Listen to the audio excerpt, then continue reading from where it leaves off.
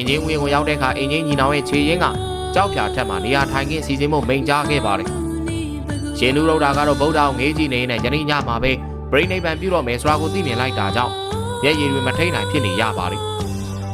ဘုရားရှင်ဟာမြောက်ရက်ကိုဥကောင်းပြုကညာဘက်ကိုစောင်းရင်လဲတော်မူနေခဲ့ပြီး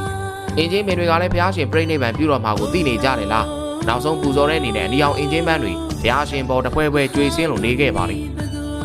လူရာသီကိုမရောက်သေးပေမဲ့အင်ဂျင်ပန်းတွေဝေးဆာဆာဖူးပွင့်နေကြပြီးဥယျာဉ်ထဲကိုနေအောင်ကြီးတွေရှက်ဖြာကြနေတဲ့မြေဝင်းကလှပတယ်လို့ထင်ရပေမဲ့ရှင်အာနန္ဒာအတွက်ကတော့ကြေကွဲပွဲရာအတီးပဲဖြစ်နေခဲ့ပြီးတော့အင်ဂျင်ပင်ရဲ့အနောက်မှာစာကြီးတငယ်မိုးကျွေးနေပါတော့တယ်။အဲနောက်မန္လာမင်းကြီးထံကိုသွားကဘုရားရှင်အင်ဂျင်ဥယျာဉ်ထဲရောက်ရှိနေကြောင်းနဲ့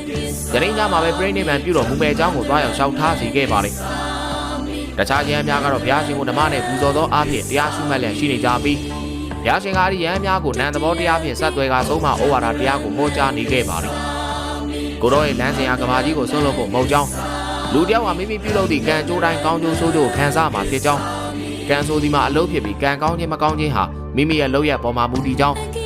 လူတွေဟာမိကဘာမြေကြီးကိုကျေးဇူးမသိတတ်တာကြောင့်ကဘာကြီးတစ်ခုလုံးနာကျင်ပူဆွေးမှုတွေနဲ့ပြည့်နေရကြောင်းမောဟတရားဟာတန်တရားနဲ့စိုးရိမ်မှုတို့ကိုမွေးဖွားပေးကြောင်းဒေါသလောဘမာမာနနဲ့အိတ်တာမေစရိယတို့ကိုလည်းအားပေးကြောင်းဒါကြောင့်ယူမကိုပယ်ဖြတ်နိုင်မှသာငြိမ်းချမ်းမှုနဲ့လွတ်မြောက်သောဘဝကိုပိုင်ဆိုင်နိုင်ခွင့်ရမည်ဖြစ်ကြောင်းဗရမတ္ထအကျင့်နဲ့မဂ်ခင်၈ပါးအယူလွဲမှားမှုကိုချိုးဖျက်နိုင်ကြောင်းအိမ်မပြောသောသူတို့ညတာလွန်ရှည်စေလိမ့်မည်ဖြစ်ကြောင်းဗိမာန်လုံးတဲ့သူဖို့ခီးသည်ဝေးသည်ကိုထင်ရမည်ဖြစ်ကြောင်း